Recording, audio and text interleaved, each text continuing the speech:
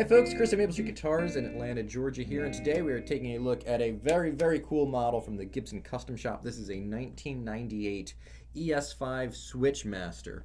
So as you can see, this thing is a whole lot of guitar. We have a 17-inch lower bout on this, and I feel the same way that I feel like a lot of our younger beginning players feel holding a guitar that's much larger than they are when I'm handling this thing.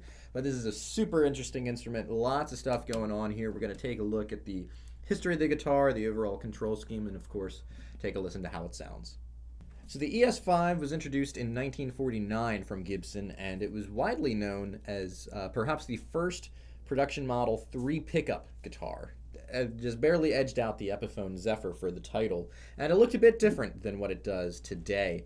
The initial pickups were P90s, as were common in those days, as opposed to the now popular PAF style humbucker.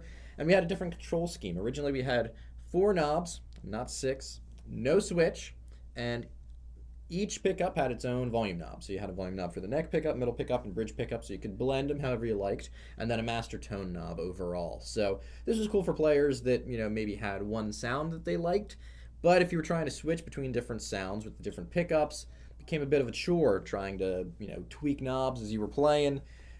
Not necessarily the best layout. So the response to that was the ES-5 Switchmaster, which incorporated the switch and a couple more knobs. So it looks like a lot, but it's fairly straightforward in its layout. We have a volume knob for each individual pickup. We have a tone knob for each individual pickup, and then a 4-way switch here. So the top position gives us our neck pickup, next position gives us our middle, as you guessed it, next position is the bridge, and then we have all 3 active at once. So we're able to use the volume knobs and tone knobs to really blend in these pickups however we like, which will prompt some interesting sounds, even some that may be not necessarily what we think this guitar could do in some of those familiar positions like neck and middle and bridge, stuff that we would find on, say, a Stratocaster.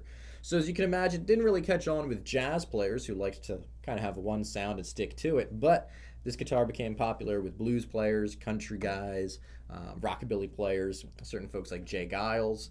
One of my favorites, Steve Howe. I didn't realize this until researching this guitar. Steve Howe played an ES-5 Switchmaster on Fragile, which is one of my favorite albums of all time, of course, by 70s prog rock giants Yes. So it's really picked up as its own kind of thing. It's a lot of guitar, and we're going to take a look at how it sounds.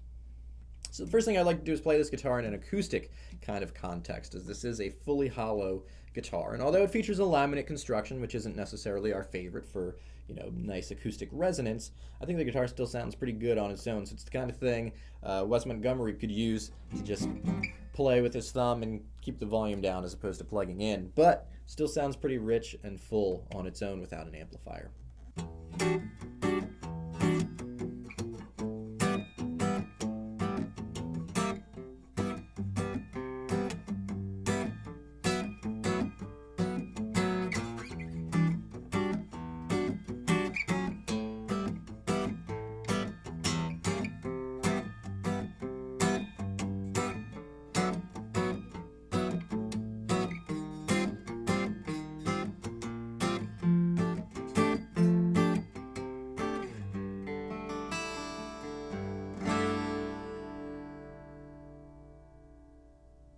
And now we're going to plug the ES-5 in. Today we're plugging into a Car Skylark. This amp seemed to really bring out the versatility of this instrument, certainly the different characters that each of these pickups have, and can even get into some rockin' territory. So we'll take a look at each pickup at a time, kind of dial it in with the volume and tone, and then of course we'll get to the all switch and take a look at some other sounds.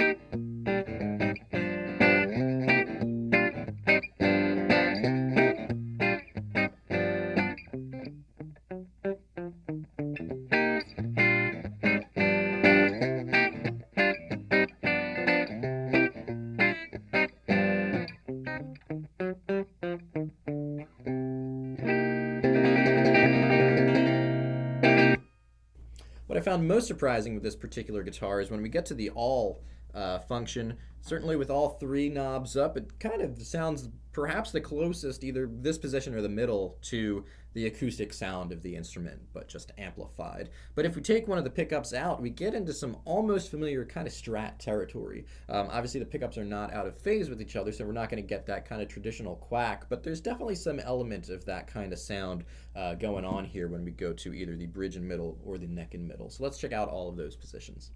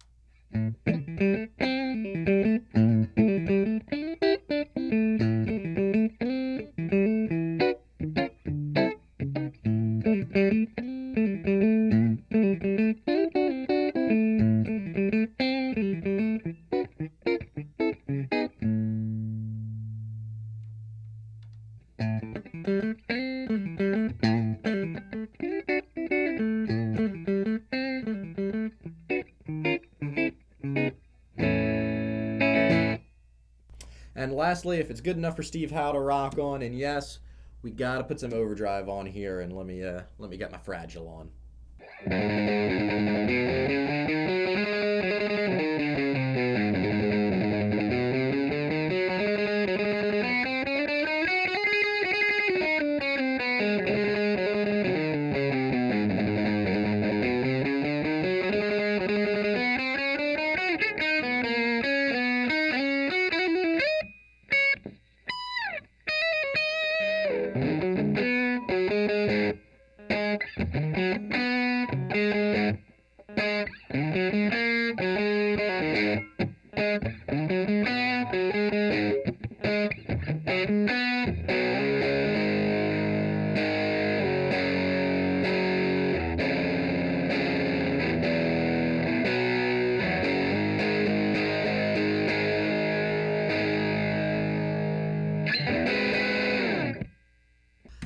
So that does it for the Gibson ES-5 Switchmaster. Hope you've enjoyed watching this. I've certainly enjoyed the physical exertion, in a way, to play this guitar, but it's really an interesting guitar, and certainly one that I think that not a lot of folks might be familiar with, but it's one that you should know about. So let us know what you thought in the comments below, and of course find us on the web at our Facebook, YouTube, and Instagram pages.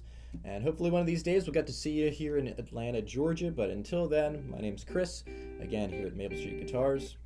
Cheers.